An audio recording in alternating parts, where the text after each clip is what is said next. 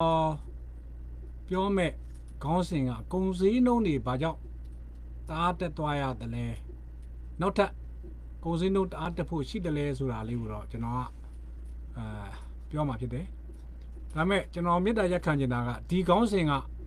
ကျွန်တော်ကျွမ်းကျင်တဲ့ခေါင်းစဉ်တော့မဟုတ်ဘူးပြီးတော့ကျွန်တော်လုပ်နေတဲ့အလုပ်ထဲမှာလည်းမပါဝင်ဘူးဒါပေမဲ့နားထောင်တဲ့လူတွေလည်းဘ ഹു တုဒရအောင်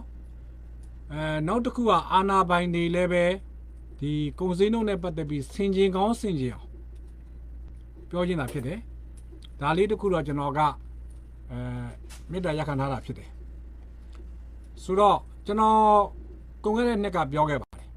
ခင်ဗျားတို့$ကိုကျပ်$လောက်ဖြစ်သွားလိမ့်မယ်ဆိုတော့လူတွေကတယောတဲ့လူလည်းတယောတာပေါ့နော်တကယ်လေးနဲ့တွေးတဲ့လူတွေကလည်းပဲအများကြီးစဉ်းစားတွေးခေါ်ပြီးတော့ပြင်ဆင်ထားတာတွေရှိကောင်းရှိမှာပေါ့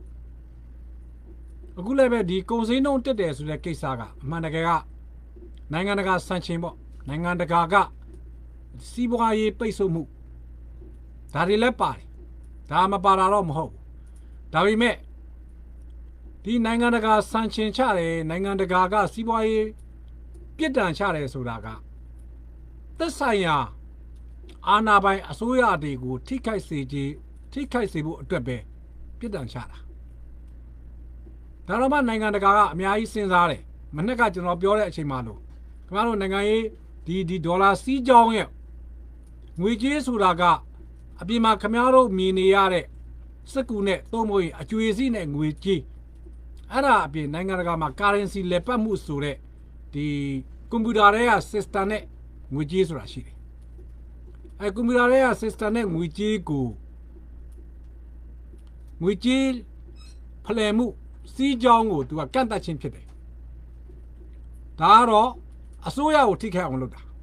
သို့မဟုတ်ရင်အာဏာပိုင်တွေကိုထိခိုက်အောင်လုပ်တာပြည်သူလူထုကိုထိခိုက်စေဖို့အတွက်မပါဘူးဒါပေမဲ့ဒီအာဏာရှင်နိုင်ငံတွေကနိုင်ငံတကာကဆန့်ကျင်လို့ပြည်သူလူထုပဲထိခိုက်တယ်ငါတို့ကဘာမှမဖြစ်ပါဘူးကွာဆိုတဲ့ပြရုပ်မျိုးပြကျင်တာရဲ့ပြည်သူလူထုစားဝတ်နေကြက်တဲလာတာဒီ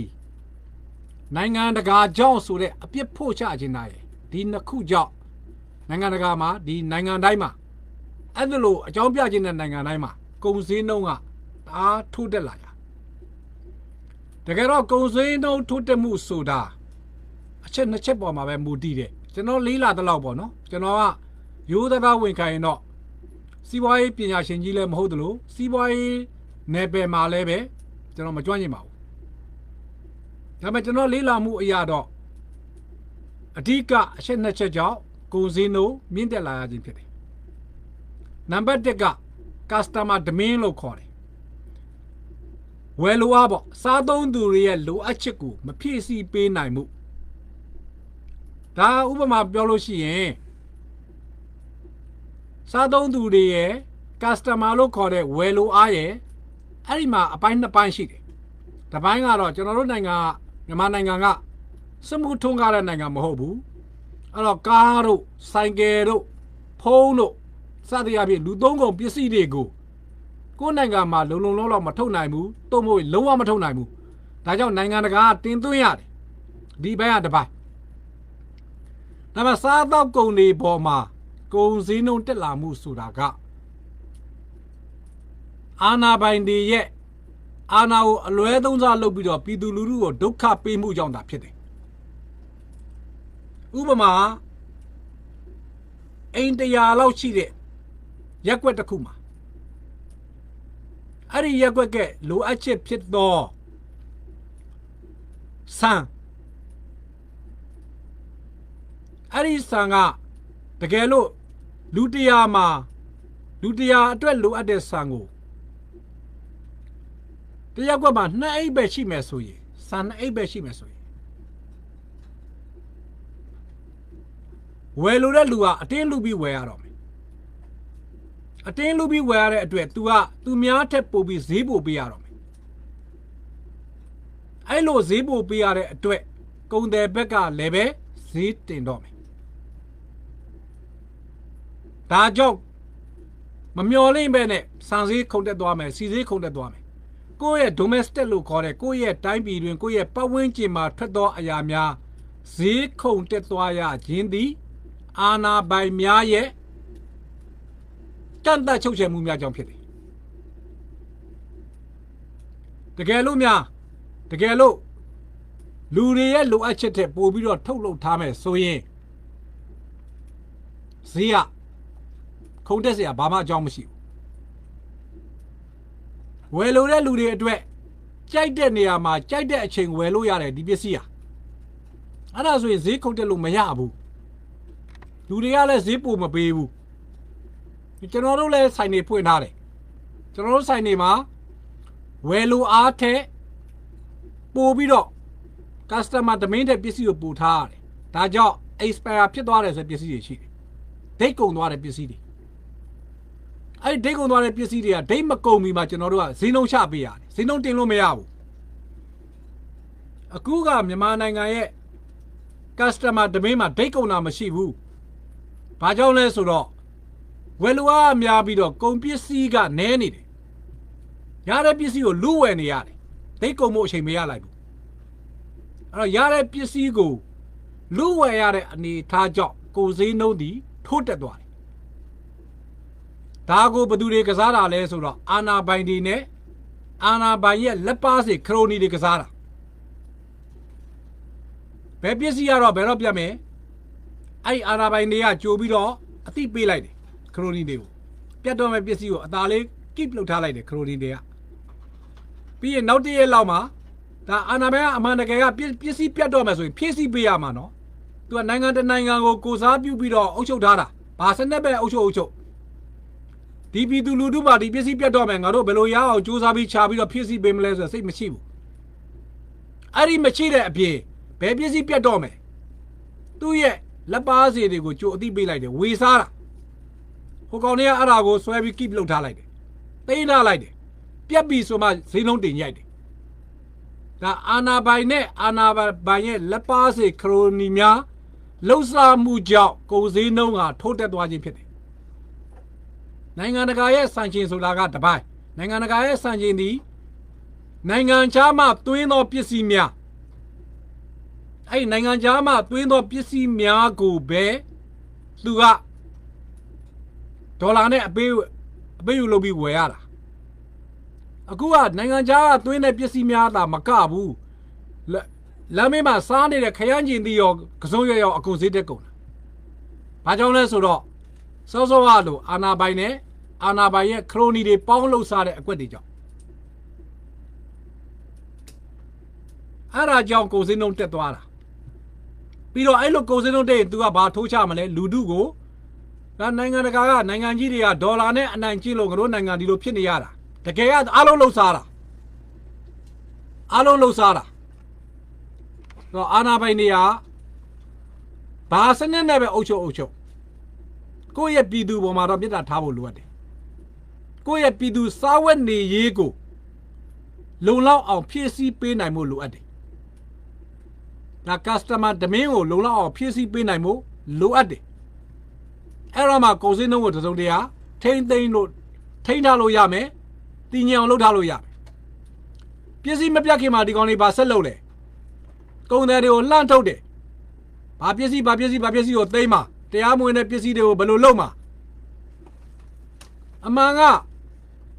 နိုင်ငံတကာကကုန်ပစ္စည်းတွေပိတ်ထားအောင်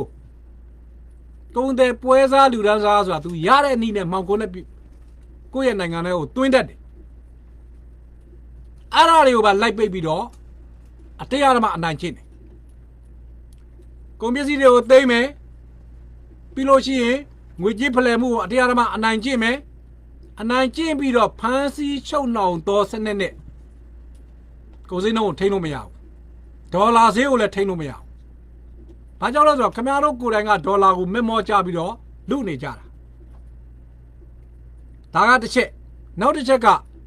အာနာပိုင်နဲ့ခရိုနီနဲ့ပေါင်းလုပ်စားတယ်ဆိုတာဒါဦးတန်းချွေလက်ထက်မှာလည်းဖြစ်ခဲ့တယ်ဦးတန်းချွေလက်ထက်ကမှာတော့လူတွေကအဲ့လောက်ကြဲပြမသိသေးဘူးသုံးဘိန်းကားတွေသိန်းစဉ်ကာလာကသုံးဘိန်းကားတွေသိန်းတော့မယ်သုံးဘိန်းကားနဲ့လေးဘိန်းကားနဲ့အစားထိုးလဲပေးတော့မယ်ဆိုတဲ့အချိန်မှာကောက်သိန်းတာ ထင်းထင်းရှားရှားဖြစ်သွားတာဦးသိန်းစိန်လက်ထက်မှာလေးဘင်းကားတွေအားလုံးသိမ်းမယ်ဒါပေမဲ့လေးဘင်းကားတစ်စီးရှိတဲ့လူကိုနိုင်ငံခြားကကားပါမစ်ကားတင်သွင်းတဲ့ပါမစ်ဖလှယ်မယ်ဆိုတဲ့သတင်းကို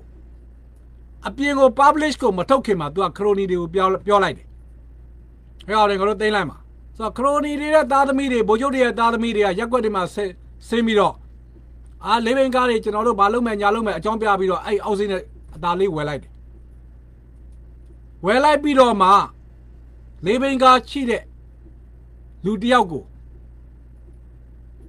နိုင်ငံခြားကားပါမစ်သွင်းမယ်သွင်းခွင့်ပေးမယ်ဆိုတော့အဲ့တော့မှလေးဘင်းကားတွေကဒီပါမစ်အတွက်ပါမစ်တစ်စောင်ကို85သိန်းလောက်ဖြစ်တဲ့အတွက်အဲ့ဒီခက်ကလေးဘင်းကားတအားဈေးတက်သွားတယ်သူလှုပ်ရှားလိုက်တာလေတကယ်ကိုလူတူကိုပဲကိုရိုက်နေတာကိုတိုင်းပြည်ကိုချစ်ပါတယ်ဆိုတဲ့လူကကိုလူတူကိုရိုက်နေတာနိုင်ငံတကာနဲ့ပတ်ဝန်းကျင်နိုင်ငံဘင်္ဂလားဒေ့ရှ်တို့အိန္ဒိယတို့လာအိုတို့နဲ့ဈေးပြိုင်ပြီးတော့ညံရီကစားပြီးတော့ကိုနိုင်ငံကိုချမ်းသာအောင်လုပ်နေတာမဟုတ်ဘူးကိုရဲ့လူထုကိုရိုက်ပြီးတော့ကိုကြိုးစည်းပွားချနေတာအုပ်ချုပ်တဲ့လူတွေကဒါကတော့ဦးသိန်းစိန်လက်ထက်မှာလည်းမကပါဘူးဒေါအောင်ဆန်းစုကြည်လက်ထက်မှာလည်းပဲဒီမြေတွေပေါ့နော်ဓာတ်ဆီဆိုင်နဲ့ပတ်သက်တဲ့မြေတွေကိုကြိုတင်ပြီးတော့အကွက်ရိုက်တယ်ရန်ကုန်တိုင်းဝင်းကျုပ်အဲ့တော့ခမားတို့ရဲ့ကွီးဖြိုးပေါ့အဲ့ဒီကောင်ကြီးကလှုပ်ရှားတယ်သွားပေးရတယ်အပေါ်မှာလက်ဝဲကောင်ကိုသွားပေးရတယ်လက်ခံတာကရွှေနဲ့ဒေါ်လာပဲလက်ခံတယ်ဗမာကြက်ငွေလက်မခံဘူးဦးသိန်းစိန်ကလည်းဒီလိုပဲဗမာကြက်ငွေလက်မခံဘူးအခုမင်းအောင်လှိုင်လက်ထက်မှာလှုပ်ရှားတယ်သတင်းကိုကြိုးဝဲတယ်ခေါ်တယ်ဘာဖြစ်တော့မှဆိုသတင်းကြိုးဝဲပြီးလှုပ်ရှားတာအဲ့သတင်းကြိုးရောက်နဲ့မင်းအောင်လှိုင်ရဲ့သားကိုရွှေနဲ့ဒေါ်လာပဲပေးရတာအဲ့တော့အဓိကဈေးတရားချင်းပြည်သူလူထုကိုဈေးတရားချင်းဈေးတက်တော့ဒေါ်လာဈေးတက်မယ် customer demand ကိုဖြတ်တောက်ချင်း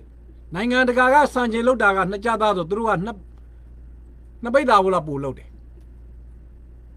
အဲ့တော့တိုင်းပြည်ကိုအုပ်ချုပ်နေတာမဟုတ်ဘူးတိုင်းပြည်ကိုလှုပ်ရှားနေတာအနိုင်ကျင့်ပြီးတော့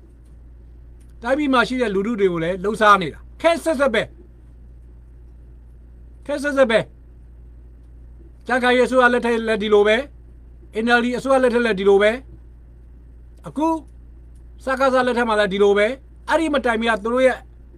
အဖိုးဘွားဖြစ်တဲ့ဦးသားရွှေလက်ထက်မှာလည်းဒီလိုပဲတကယ်တော့တိုင်းပြည်တစ်ခုကို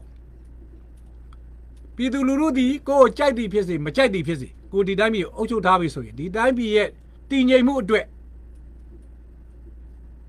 စားဝတ်နေရေးကိုတည်ငြိမ်အောင်လုပ်ပေးရမှာကြွယ်ဝချမ်းသာတယ်ဆိုတာနောက်ပိုင်းတစ်ပိုင်းထားလိုက်တော့အခုခမည်းကတိုင်းပြည်ခမည်းတို့ကတိုင်းပြည်တပြည်လုံးကြွယ်ဝချမ်းသာဖို့ခဏထားတော့တိုင်းသူပြည်သားတွေသူ့လယ်နဲ့သူ့စီနဲ့ဒီပတ်ဝန်းကျင်မှာထွက်တဲ့အရာတွေကိုပါကုန်စည်နှုန်းမြင့်အောင်ခဏတော့လုပ်တယ်ကုန်စည်နှုန်းမြင့်ရတဲ့အကြောင်းရင်းဒီဒေါ်လာနဲ့အများကြီးမသက်ဆိုင်ဘူးဒေါ်လာနဲ့သက်ဆိုင်တာနိုင်ငံခြားကသွင်းသောပစ္စည်းများဆေးဝါးပစ္စည်းများရှိမယ်ကိုယ်နိုင်ငံမှာမထုတ်လုပ်နိုင်သောအရာများရှိမယ်အဲ့ဒီခါမှာလဲခင်ဗျားတို့ဂျားကလှုပ်ရှားတယ်အဲ့တော့တွင်းလာတဲ့လူတွေကဘာလုပ်ရမလဲခိုးပြီးတွင်းလာတဲ့လူတွေကအဖမ်းကားမှာကြောက်တဲ့အတွက်ဂိတ်မှာအဆင့်လက်ပေးခဲ့ရတယ်နေဆက်မှာတော့နှစ်ကြက်တန်ကဖန်အောင်လောက်ရောက်ရင်20တန်ဖြစ်နေပြီဘာကြောင့်လဲလက်ပေးရလို့အဲ့ဒီလက်ပေးပြီးတော့ရန်ကုန်ရောက်တဲ့ခါမှာ200တန်ဖြစ်သွားပြီတကယ်ကုန်ပစ္စည်းရဲ့တန်ဖိုးကနှစ်ကြက်ပဲရှိတယ်အစင်းစင်းလက်ပေးခဲ့ရတာပြီးတော့မှရန်ကုန်မှာလက်ပေးပြီးတော့ဈေးခင်းရတာမဟုတ်ရင်တရားမဝင်ပစ္စည်းသွင်းမှုနဲ့တပ်ဖမ်းအောင်မှာတကယ်ဝယ်ရတာဘာတူလဲကိုပြည်သူအဲ့ကုန်တယ်ကသူ့လက်ထက်မှာထားတာမဟုတ်ဘူးနှစ်ကြက်တန်ကို200ဖြစ်ပြီဆိုတော့ဒီကောင်အရင်200မှာအနည်းဆုံး40မြတ်ဖို့လိုအပ်တယ်အဲ့တော့နှစ်ကြက်တန်ကို240ရောင်းရတယ်ဒီလိုအစင်းစင်းလက်စားမှုတွေလက်စားလို့ရအောင်ဥပဒေနဲ့ policy ကိုဖန်တီးထားပေးမှုတွေဒါကြောင့်ကုန်စည်နှုန်းတက်တာ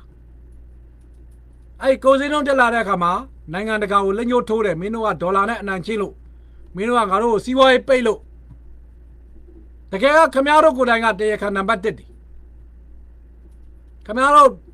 လူတုကိုဒုက္ခရအောင်ခမရတို့လုပ်တာခမရတို့ရဲ့အကျိုးစီးပွားအတွက်ခမရတို့လူထုကိုချနေတာကျွန်တော်ဒီအကြောင်းဘာကြောင့်ပြောရလဲဆိုတော့အာနာပိုင်တွေကနည်းနည်းပါပါစင်ကျင်တရားဝင်သွားအောင်ပြောတာဒါကဘယ်အစိုးရတက်ဘသူပဲအုပ်ချုပ်ဒီရန်တရားနဲ့ဒီ institution ရှိနေသမျှပြည်သူလူထုကခံရမှာပဲမပြုတ်ပြင်ခဲ့ဘူးကုန်ခဲ့တဲ့ NLD လက်ထက်မှာလည်းဒီစိတ်တက်ကိုမပြုတ်ပြင်ခဲ့ဘူးလှုပ်ရှားတယ်